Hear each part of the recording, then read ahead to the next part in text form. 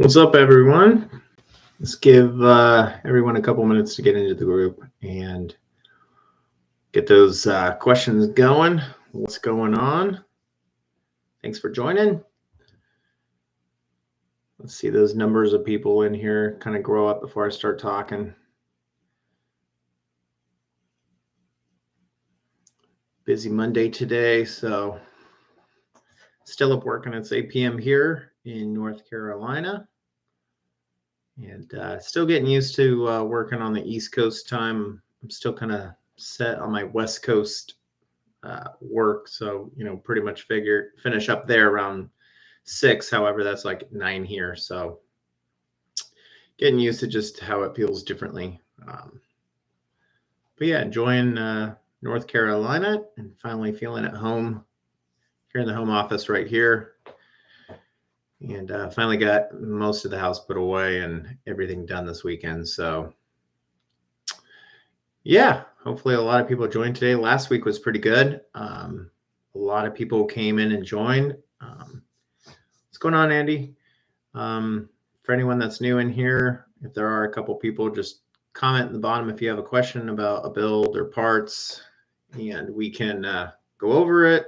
The group can chat along with other people. I like everyone to get involved in the chat. We're here every Monday at 8 o'clock East Coast. So it's not just me talking. If you guys want to fill in the comments and we kind of get a group chat going back and forth with everyone talking about stuff. What's up, Harry? And then we can get some questions going and just talk Hondas and racing and anything you guys like. Sometimes the conversations go a little off topic, but is what it is. So this is just my home office. Still kind of getting it put together. You can see all the Funko Pop back there and different stuff. Yeah, the move went pretty well.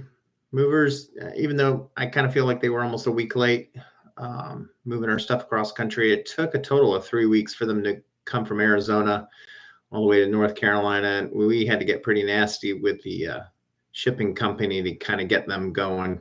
They were in Texas for, I think, almost 2 weeks. I don't know what they were doing, but yeah, finally got the stuff, slowly getting some parts back in here, set up. Still have to get the business license set up and everything for here, which I'm doing this week, and some other things with driver's license and all that kind of fun stuff that goes with moving. And everything's pretty normal, but there is still some things that are still kind of up in the air. So, but yeah, finally getting, met a couple people in town, kind of over actually in one of the Type R groups on Facebook. Saw the guy driving the other night and noticed he posted where he lived. And so hopefully start meeting some more people out here, even though I don't have any of our fun cars out here. Just the trusty Passport, which we will soon hopefully lift and get some off-road tires on it and see how that goes. So yeah, if you guys want to ask questions about your car stuff, we can get that going. I haven't even done a car thing for a long time, man. Just overly busy. To be honest, I've been working every single weekend from 8 a.m. till pretty much 5 p.m. To just stay on top of things. With the move and trying to have different time off, it really stretches my days out since, I pretty much handle all the sales and different aspects of the company. And then I have my wife she does more of the company aspect stuff now behind the scenes. I've got still a couple guys in Arizona that help out part-time. So some stuff still is shipping from Arizona. It depends where the order's from. And now we have a location here to ship from. So, and I have other distribution companies that we use for our parts too all over the country. So, yep. But car scene, I kind of want to check it out here, but I feel weird because I don't really have a car that's modified with me right now. And then if I did have my shop cars here, they can't even be driven on the street anyway. So they'd have to be trailered to events. All right, let's see what D-Addy has. I wonder how the reception of the Civic Si, mainly of the 10th, will be. I'm finding some 22 near around, focus on levels of pricing. I mean, the prices are definitely dropping. You can definitely see it when you look at the Type R stuff. SI stuff pretty much holds its value. The main thing with the 10th gen, you're buying the best L15 B7. The rods are going to be better. The turbo's better. Fuel injectors are better. Those can pretty much take around 330, 340 torque, over 300 horsepower. You may want to do head studs if you're going for that power, but the SI is the option to go with. If you go with an FK7, which would be the 10th gen Sport, the rods suck in those engines. It's really the worst L15 you can possibly buy, so stay clear of those. Yeah, so definitely the SI. I would say probably 21's a good deal, honestly. I know it still seems kind of high. You could probably get one around 19. Main thing to watch for is the clutch. Obviously, it's the first thing to typically go in the 10th and 11th gen 1.5s, depending on the abuse. And then I would say if it's been abused at higher boost, head gaskets can be another problem.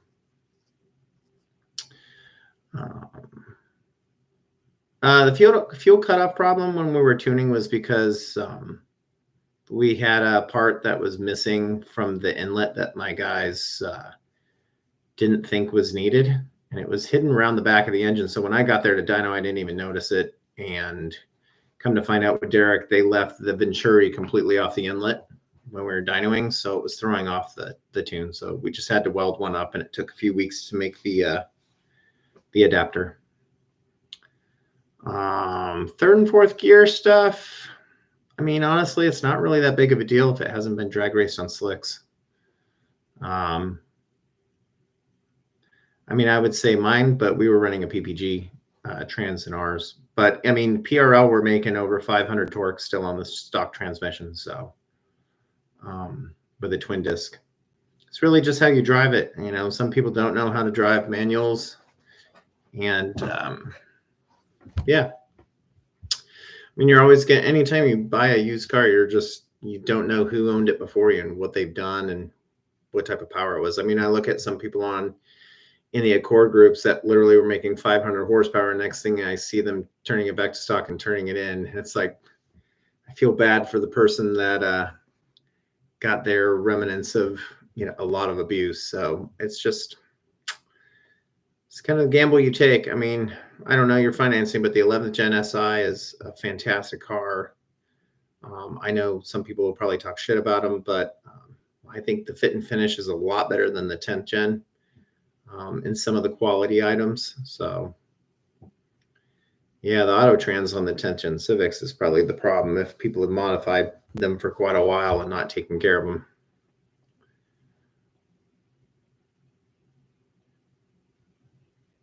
Yeah, I mean, honestly, like, I really wish they would kind of let you know the age of the person, because that would tell you what happened with the car. But unfortunately, that's really hard to figure out. So, I mean, if you can afford new, I would say just go ahead and do the new car. You know, dealers are starting to start doing deals now. They're not marking up anymore. And you're looking at pretty much most of the dealerships are fully loaded with cars on the lot, and they need to get rid of them. So Honda usually have really good financing. I typically will lease a car. It just depends, but you have to look at the residual on what's left on the payoff, because Hondas hold their value really well. The nice thing with a lease is you're still pretty much paying it down, but you're only paying sometimes a 0.9% interest rate. Whereas when you buy it, you're paying, you know, 5.9, 6.5%. It depends on the deals that Honda can work with you. So just kind of look over that stuff and see, you know, obviously, you know, if you're leasing something, modifying is kind of not really respected on there, but I mean, there's ways around it. But you got to be careful with warranty stuff if that is anything for you. I completely could care less about warranties. One of our shirts that we came out with a while ago said, "What warranty?" I'm all about voiding warranties, and honestly, warranties, they're only good if you're going to keep the car stock or do little to no mods, because the dealer is just going to look for any excuse they can to void a warranty. I had a warranty voided with Subaru 22 years ago. I blew the transmission with 5,000 miles on the car. It's right when the WRX first came to the country.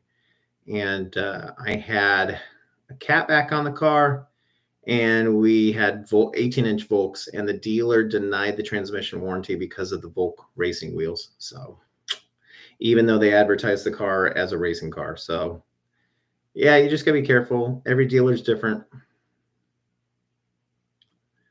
Yeah, I like the B16, B18 days. Super simple. Um, long time ago, and those engines are not cheap anymore, which is crazy. Yeah, I mean, if you look through our video series on the GK5 Honda Fit, that'll give you an idea of what most swaps entail these days. That one's a little harder because it's a completely different engine, transmission, harness that came in the car. But still, I mean, there's so many things that these computers watch and monitor now that are so hard to override when doing swaps. So it's just kind of how it is nowadays. Yeah, I mean, it's so stupid because all these dealers, the first thing they asked is, was the car raced? And here they are showing an advert with the car banging off red line at 7,000 RPM and, racing it on the streets and on rally racing. And yet, someone puts lighter than factory Volk racing $3,000 wheels on the car and they void the warranty. But, as I found out, because I was very naive and Subarus weren't that big of a thing in 2000, 2001, the transmissions that came in the car had a really fragile second gear, and that's what broke. Yeah, Hondata. So that's been going on. I've pretty much known about it for a while, since we were one of the first 5 L15 swaps in the world, with our Fit and other people that have done them. I mean, that swap started for me in 2016 with Hasport. They now currently own the car, but they have been running cars out to California for a few years now to help Hondata figure out ways to work with the EPA and California emissions to get swappable cars that will pass emissions. And with that being said, it's actually a good thing because California is the strictest emission laws in the country. But what you're actually getting is the Hondata unit can override a lot of these things on the install for the wiring, and will allow stuff like AC and the power steering to work, which we couldn't get the power steering to work on our Fit because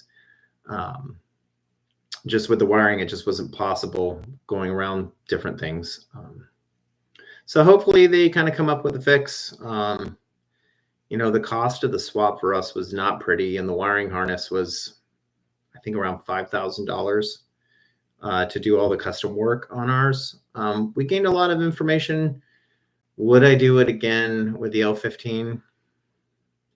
I think it's still one of the best street swap engines if you want to stay as close to factory specs and, doing bolt-ons. I mean, there's no K series with a couple bolt-ons that is going to make 340 torque.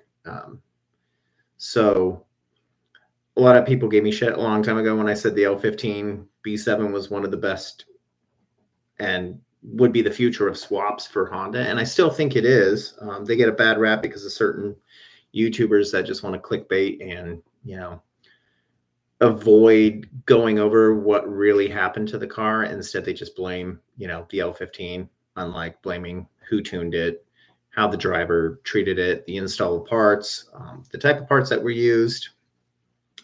Did the person tuning the car just, ramp up the torque so fast? I mean, that's what breaks the rods. And if you have a proper tune, we're running over 300 torque for 2 years in our 11th gen. I haven't had one issue. It's because the torque was tuned properly so it doesn't throw a rod. So I still think it's one of the best swap engines you can do, but it all depends on your goals of the car. I mean, are you perfectly happy with 300 horsepower, 300 torque? To me, all around streetwise, it's one of the best. That's a great setup. If you want more, then you should be going to K Series.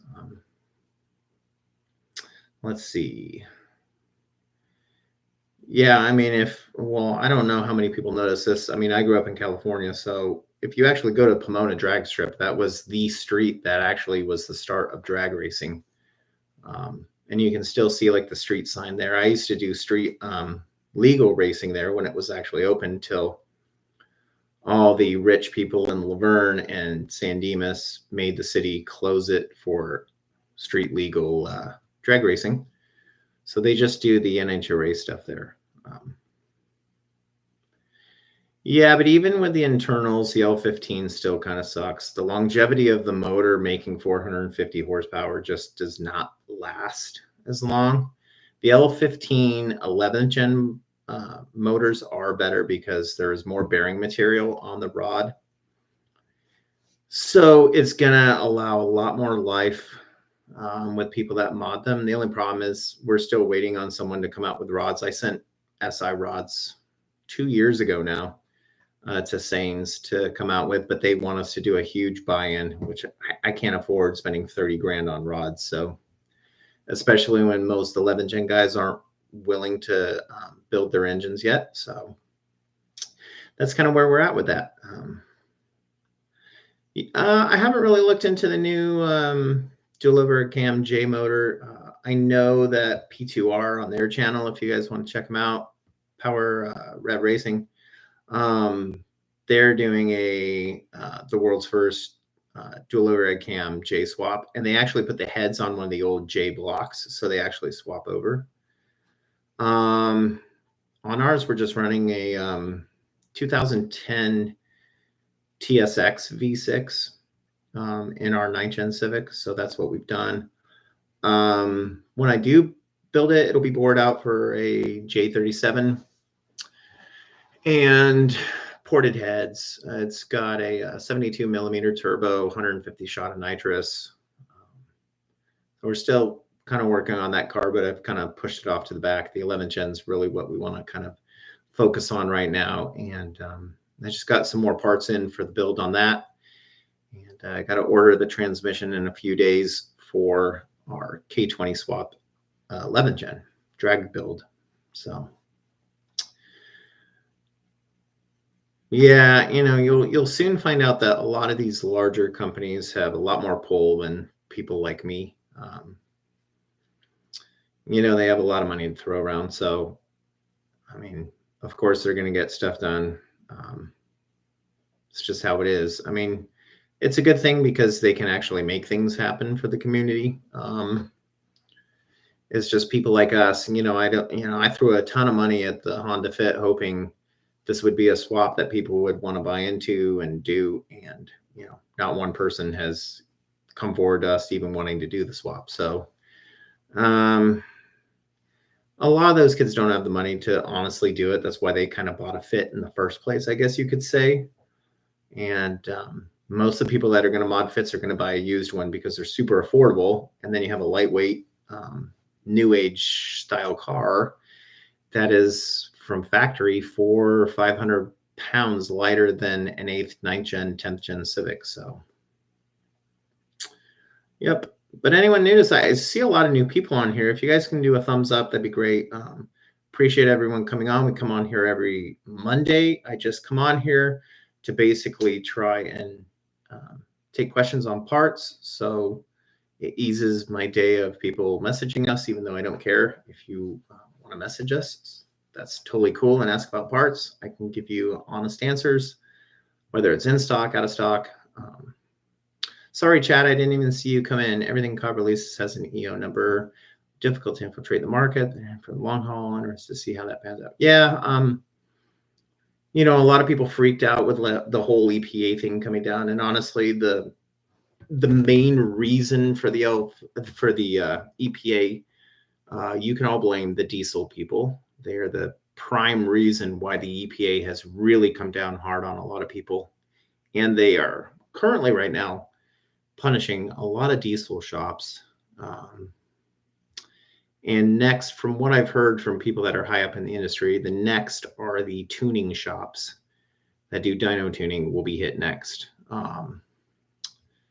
But the diesel people are the main ones that they were coming after.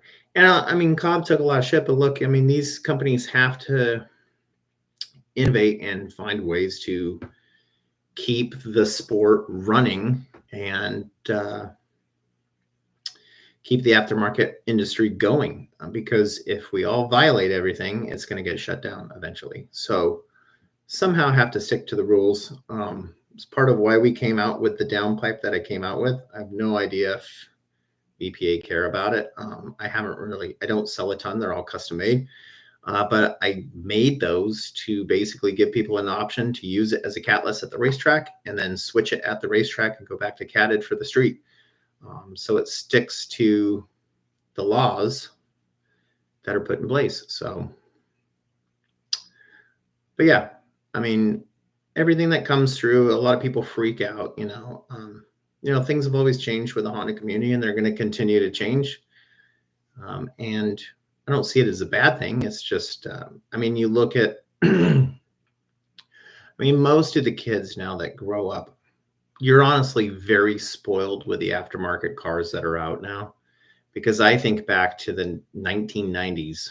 The reason Honda swaps came around is because every car that wasn't like a luxury sports car was slow. And people couldn't afford to have a fast car. So what did they do? They bought these JDM engines and swapped them and added turbos to them. And, it didn't really start till, honestly, I would say certain companies, like Mitsubishi with the Eclipse, the Eagle Talon, and then you had the WRX finally came out. And then that was just the start of just all these, the Evo, the STI, all these, really cool cars starting to come. And then Honda starting to get on board and, bringing a Type R here now that you can actually easily get. And, when they brought the SI out in 99, 2000. So,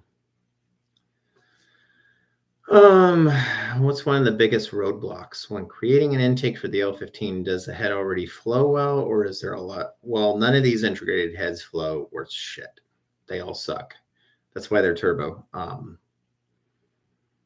If you made these things naturally aspirated, they'd be, I'd probably say if you took the turbo off the L15, it'd probably make about 130 horsepower, maybe. That's what a naturally aspirated GK5 fit made. But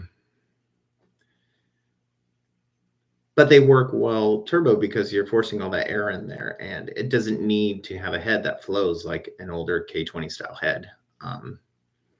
I think the main thing with the intake is just opening up enough, but the main thing, and the one company that did it so well was PRL, is their MAF scaling on their intakes is phenomenal. And you have other companies out there that just don't scale the MAF housings properly, and they'll throw check engine lights. The car runs too rich.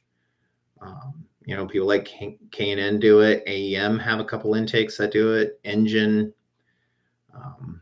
They just don't do these things properly. And the one thing when I was creating the inlet for the L15 for the 11 gen, I actually wanted to have Derek tune the car to give me real feedback on how the intake worked. And he actually he said it worked perfect. So I guess that's one thing. Luckily we got right on the intake, and, hopefully when they start shipping in the next couple of weeks, a lot of people give some good feedback on them. Yeah, I know. Andy. But for most of us, we have to pay to play, and I think, most companies that's at least show that we're trying to do some good and, work with the situation, it will help everyone in the long run. So.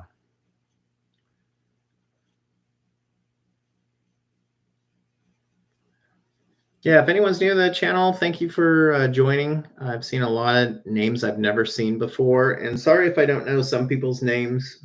Obviously, you're different on YouTube than Facebook or on Instagram.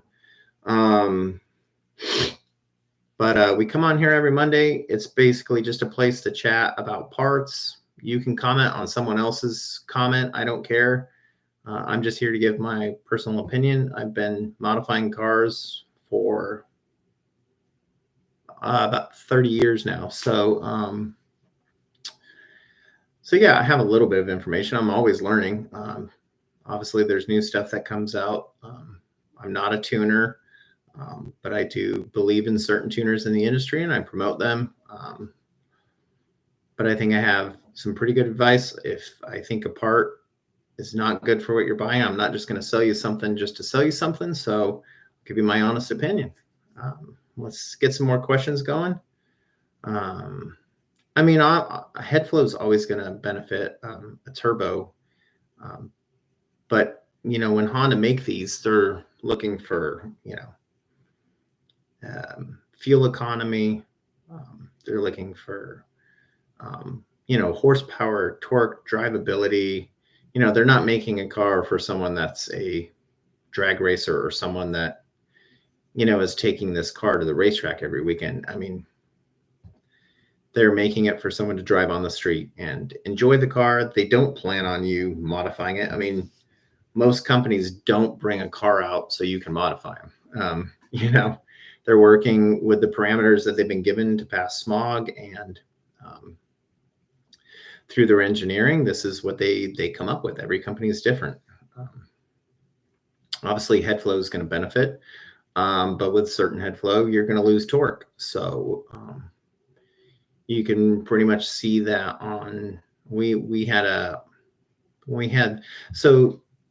2012 to 15 Civic Si was one of the first K series, those integrated manifolds into the head that Honda ever came out with. It actually was in the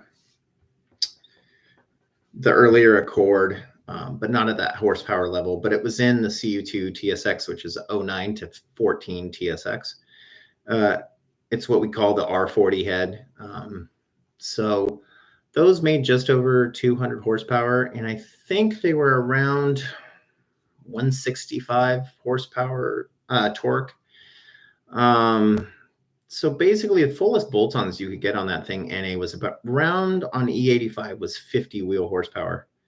I turboed mine. We only did a couple. I only had it on there for maybe a year or so, and I kept the boost really low, around 4.5, 5 psi. And on E85, I think we made 330 wheel, but we still only made 295 torque, and that was a 2.4 liter. You're looking at a 10th or 11th gen SI with stock turbo will make 340 torque. So it's all in the head design, the flow, and the turbo sizing. Everything changes when you change these things out. So, Honda's going for more torque. They're a lot heavier cars. So I think they've done a really good job with the SI. I know there was some flaws on the 10th gen, which they've improved on with the 11th gen, obviously. But I don't think they're bad motors like everyone says. I mean, people are comparing stuff to old K-Series stuff that didn't have strict smog requirements that they do now. They've gone from port injection and now they're direct injection. So, but yeah, I mean, if you took an L15 head and ported it with a stock turbo, you're not really going to gain much. But if you ported a head and put a bigger turbo on there, you're definitely going to see some gains. Will you see gains ported? I mean, yeah, you're going to see gains because you're just improving flow. But depending on turbo size, you might not see that much gains. But the thing is, the turbo is going to cram the air in there anyways. So, I had a customer, I think our highest horsepower 9th gen guy with the integrated manifold into the head, he made like 930 wheel horsepower with his 9th gen. And then pretty much at that point, he was maxed out. The head couldn't really flow much more. I know there's a porting service. We were the first company to actually offer a ported head through Mission Critical. I had the head done I think it was finished in like 2015. Unfortunately, Saul passed away. He was killed on the dyno, and the head never went anywhere because the whole company was sold off. Luckily, I got my head and was sold to a kid in Chicago. And that was last I knew of whatever happened to that. And then fast forward about 7 years, and then you have Four Piston Racing who have come out with a R40 ported head. So.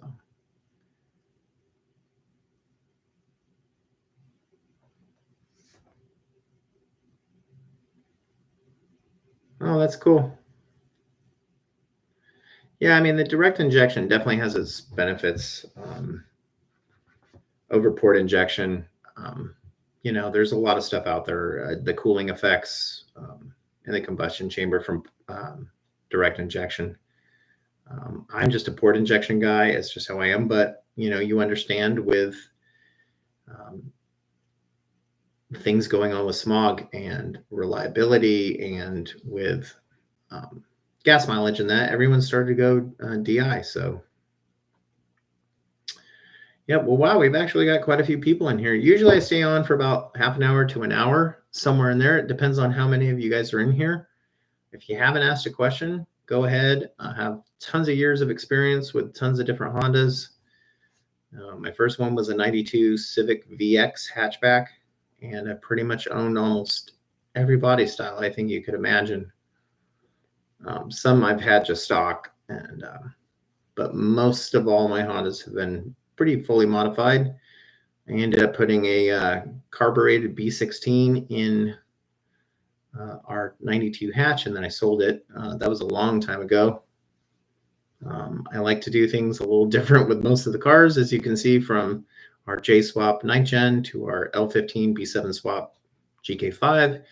And now we're doing a K20 C4 Accord turbo motor in our 11th gen Civic. So that's the next biggest thing that we're working on right now.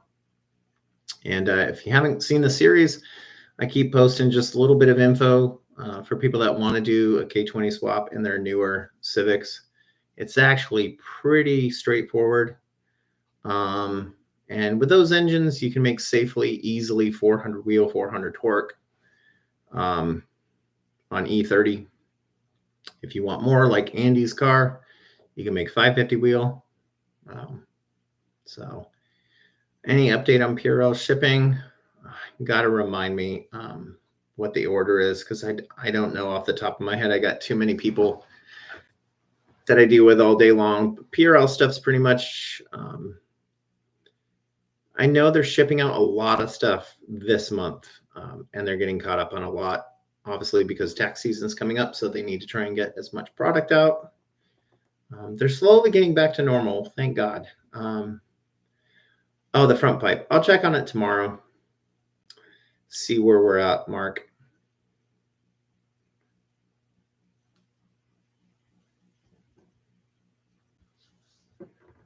Hopefully get an answer. My sales guy that I work with over there is pretty good. So it was a little kind of rocky for a while last year because of all the changes that they were going through, but everything's pretty much smoothed out now. And yeah, we're kind of back to normal, thank God. So yeah, tax time coming up. If you guys need to order, shoot us an order on our website. I really appreciate it. And like I said, we come back on here every week. So if you guys want to come in and join in on the chat, ask questions on parts, racing, whatever you want to ask, questions about how I got started in the business. Yeah, don't remind me tax time.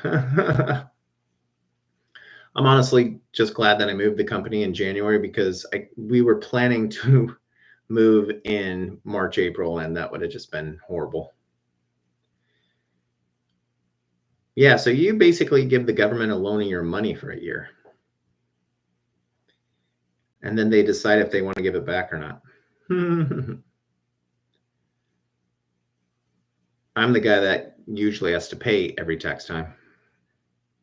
Yeah, thank you. So that I have to actually commend my wife for doing that. She's been working on it since, gosh, I think she started in August last year. She used to be one of the top cybersecurity people for Microsoft a long time ago, and she's done a ton of different stuff and owns her own business. And she saw my website and noticed some things with it and was like, hey, let's, convert it. Of course, I've had that website from day one and pretty much did it all myself. And I trust in her a lot. So I just gave her the reins and said, here. And, I've hired a team now finally to add parts because I just physically don't have the time and I want the website to grow. So we're continuously adding parts every day. Actually, I've got a big announcement today for the Accord guys and for some of the 9 Gen guys and Type R. I am officially adding tomorrow Inline Pro head studs. After all these years of getting asked and blowing people off, I will officially be selling Inline Pro parts. So anyone that needs head studs, I'm the guy to go to. But yeah, just did a nice buy-in with them today. So finally got to sell some stuff with them. I do run their the Inline Pro J to K transmission in our 9 Gen. But yeah, it'll be super cool working with them. I should have them in stock by the end of this week. And hopefully some of the kids in the Accord group can start doing their head studs. Yeah, I've always liked the Inline Pro stuff. They were the first to come out for the K24 Z7. And back then I wish I had sold them because I probably sold a ton of them. But yeah, I don't think if you did an oil cooler, it's got to be custom done, which it's not really hard to do yourself, to be honest. You just basically need the adapter for your oil pickup, do 2 custom lines, mount the cooler off your AC condenser up in the front somewhere. And, that's pretty much it. The one thing that I would like to see, and I really wish Purell never got rid of this, is a CVT trans cooler. And I think the Accord group could also benefit from one. Definitely the 1.5 guys. And they used to sell it, and then I don't know if it just didn't sell or... Yeah, Track Tough's the place to go. I get all my CNC stuff, odds and ends from those guys. Yeah, the engine bay in the 11th gen is just massive. So it's such a fun car to work on, to be quite honest, because the bay's the engine bay reminds me of the older EG and EK engine bays. Like when you looked in there, if you got rid of most of the Honda junk out of the car, there was literally 2 feet of room from the front of the from the radiator all the way to the trans. It was insane. Yeah, 10 Gen is definitely smushed. But yeah, when we show you all the welding stuff we're doing to our 11 Gen, you guys are going to trip balls because what I've come up with in my head looks pretty cool. So we'll see how it turns out. Yeah, the 8th, yeah. Try working on the 9th Gen with the J swap, change the spark plugs. Half the engine's almost underneath the cowl. But I mean, it's just how these car companies kind of went from, and you can see every company copies each other. For a while it was that really slanty windshield that kind of came down, and now it's the really extended front end. And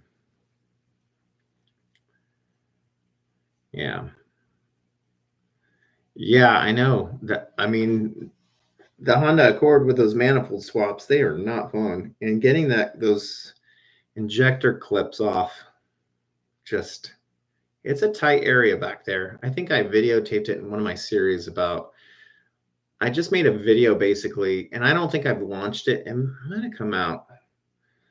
I think it's the next video series we do in our K-Swap, but I basically go behind the L15 to show people exactly where the injectors are and where the clips are, just so they have a good view of where everything is on the block, because not a lot of people cover this with pictures and that. And then when you're working on these cars and you're in such tight areas, it's hard for you to figure out, you know, what's all around everywhere on the back of the block. So yeah, we have that one launching in another week or two, and you'll see on the block for changing out injectors. I made a point in the video to actually say, hey guys, this is what it looks like. This is, you know, what you have back here. So hopefully it helps. I'm trying in the videos to kind of show people like where bolts are that are kind of hidden. So you're not having to take off like 1,000 things just to get to something. But yeah, I mean, even the Prackworks is very tight on the Accord, and you'll see a couple people they've had to move their catch can up to the front because it just doesn't clear anymore. Honestly, I don't really see the point in cams for an L15. And you know, there's also stuff out there about the Type R with cams, whether they're needed or not. So.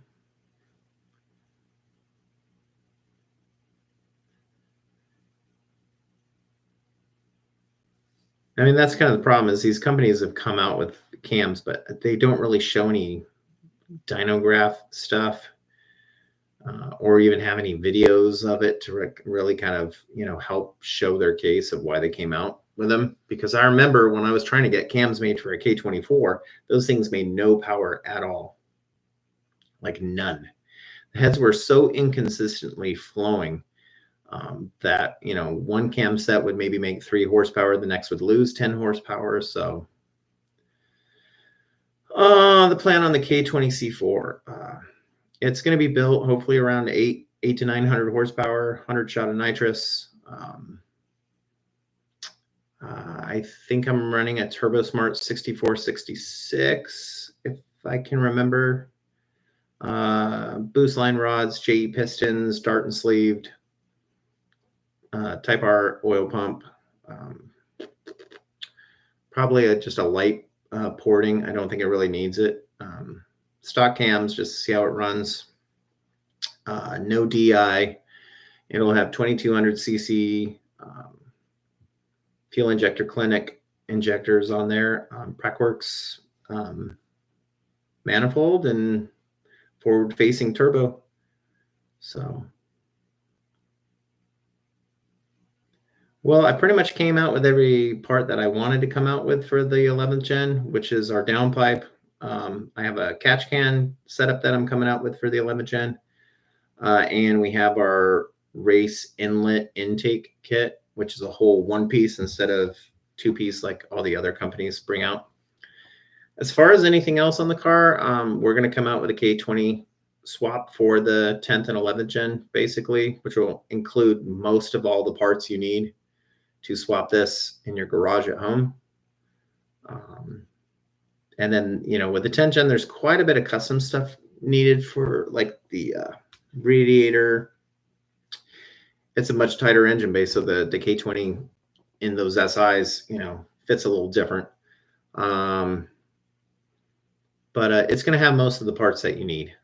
And then the 11th gen should have everything, and we're going to have the whole video series on our YouTube that you can watch with all the info. And then hopefully you guys will actually support us and buy direct. I think we're one of the companies out there that knows probably the majority of the K20 C4 information. So, you know, whether people want to support us and shop with us, that's up to you guys. No, you know, well, I actually sent a set of rods to Sands or Sains or whatever the fuck they call themselves. The 11 gen rods are different than 10 gen. There's thicker bearing material than a 10 gen rod. And they wanted me to buy a $30,000 buy-in to get the rods made. I don't have that kind of money. So I don't know if they're still making them. It would make sense because the 10 gen rods, even the ones they make, suck. They just don't have a long lifespan on them because of the bearing material. And you'll see people like E-Man at NA Performance. If he's doing a 10th gen build, he will use an 11 gen crank because he likes using 11 gen rods over 10 gen. Hopefully they can get some out. I would love to see them. I might write them again and see, but every time I do write them about the rods, they ask me, well, how many do you want? So And I'm not going to buy 30,000 in rods for a bunch of kids that aren't building these engines yet. So no, the 30K is what they want me to buy in parts.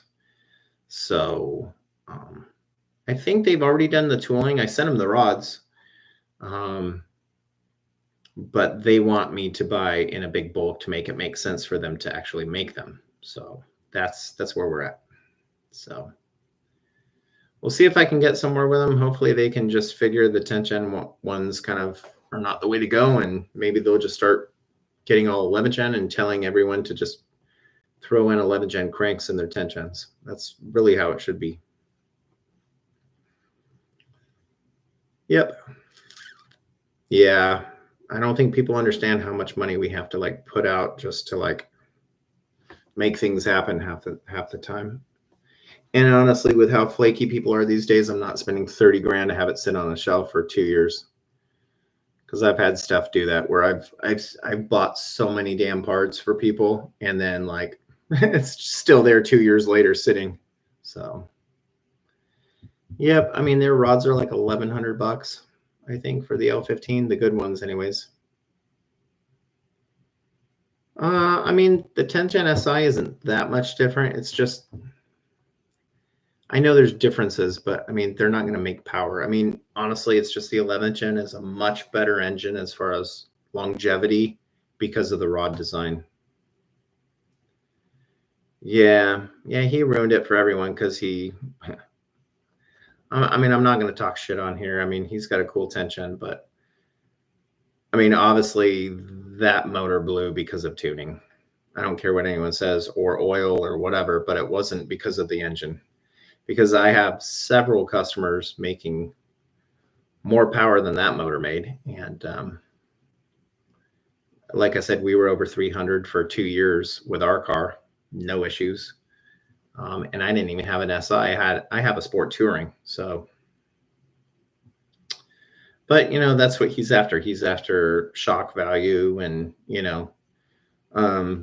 people like Derek and myself and Two Step Performance who have to, then talk to customers to reassure them, like, no, like this guy's just, yes, there's faults with the engine, but there's a lot of things that come into play here, Yeah, the L15 hatch was pretty fun. I really wish we could have got it to the track, honestly. It just, timing didn't work out with this moving the business. And I had a guy that wanted to buy our transmission in the car, and I sold it for $6,000. So I'm like, I'd rather get it done and get the K20 swap going, which I think will be really cool. His 11th gen, I have no idea. He bought, I think he might have traded it in. He has a Type R now, so I don't know how he does all this stuff in California with having the YouTube channel, because it's pretty much illegal to tune in California. So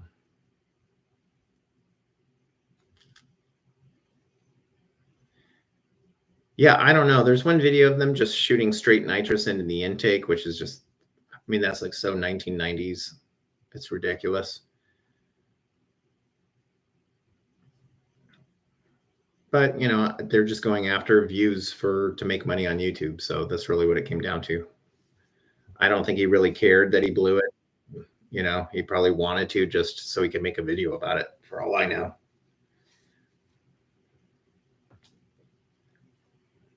But yeah, I don't even know what's going on with the PRL turbo for the 11th gen. I think that's dead in the water as far as I know.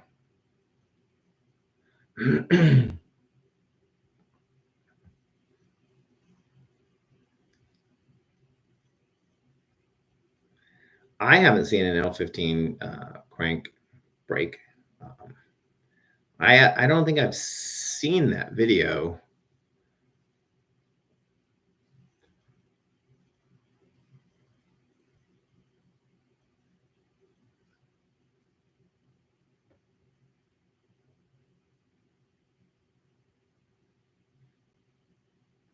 But like I said, the 11th gen crank is much better than the 10th gen.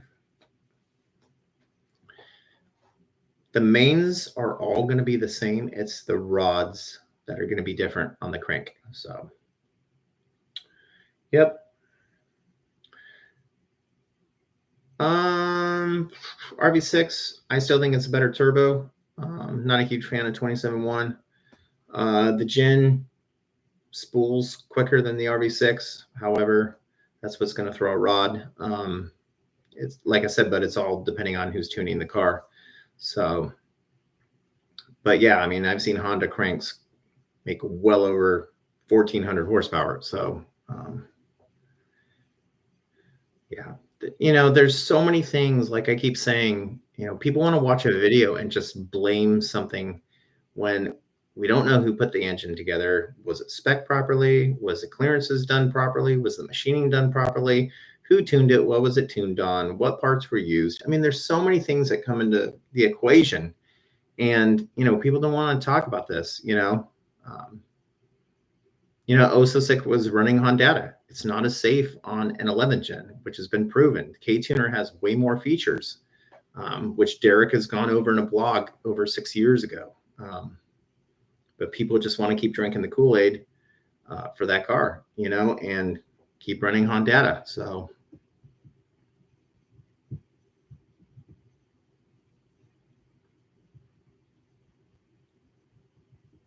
but yeah, the tension, I mean, if you look at the rod journals on those cars, they are tiny compared to the 11th gen. And that's really where the longevity is going to last on the 11th gen rods. So hopefully Sains steps up and hopefully does something. It'd be really cool. I need to email. I actually have an 11th gen RV6 used turbo with 50 miles on it. If someone wants it. The RV6 sounds amazing. I have a video testing our inlet with the RV6, and it's just unbelievable. But yeah, I'm selling that turbo for a really good deal. I'm surprised nobody has jumped on it. But yeah.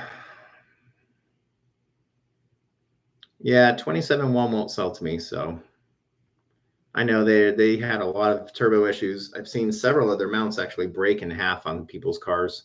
Whether it's the mount's fault or the installer, I have no idea, because like I said, there's too many things that come into the equation nowadays with people. The guy could have not torqued it properly and it was loose, and there was, a lot of wiggling room, and then it, damaged the mount. Who knows? I don't know. Yeah, I honestly would support RV6 all day over 27.1, to be quite honest. RV6 have always been a Honda company from day one. That's what they specialize in. Not knocking 27.1, they make some nice products. They come from the Miata family. They used to be, from what I remember, huge Miata racers. And when the 10th gen came out, they saw a market, so they jumped on it. Yeah, Rich is really cool. The products that RV6 bring to the market are really good. And I think we're going to see some really cool stuff over the next couple of years for what he's doing, because he's getting away from more of the exhaust stuff because of the APA. And it's like I was saying earlier, when these things happen, new things come to light. You now look at, Rich, who's brought a lot more stuff like the sway bar and the rear camber kit out, and, some really cool products that are being used on race cars, the HPD race car. So yeah, ton of stuff. Yeah, the Vargas turbo is not in stock from what I remember. And I remember they told me it was 3 to 6 month wait. So if you can actually get one, they're pretty good turbos. So anyways, guys, we'll be back next week. I'm going to call it a night. It's 9 o'clock here almost. And I still have some tracking numbers and work to do. So we're going to get off. But thanks for everyone that came on. Make sure to do a thumbs up on the video. The Haltech I'm using is a 1500 Elite. I actually have a custom harness being made for the Haltech using the K20C4 harness. It'll plug into the factory fuse box. So, yep. But we'll have more info on that. Still a long road till we get to that part. The harness has been worked on already for 7 months, and it's still not done, to give you guys an idea how long these things take. So, yeah. But we'll be back here next Monday, 8 o'clock. Hopefully all of you can join in. Think of some questions through the week to write down something you may have. If you want to hit us up about parts, go ahead and go over and visit our website, www.axionperformanceparts.com. Free shipping on almost everything. Certain states don't charge tax, so you can save a lot of money over some of the other companies out there. And yeah, love to help you guys out. So make sure to come in next week. We'll see you guys back for some more Honda talk. Thank you everyone for visiting today. Till next time.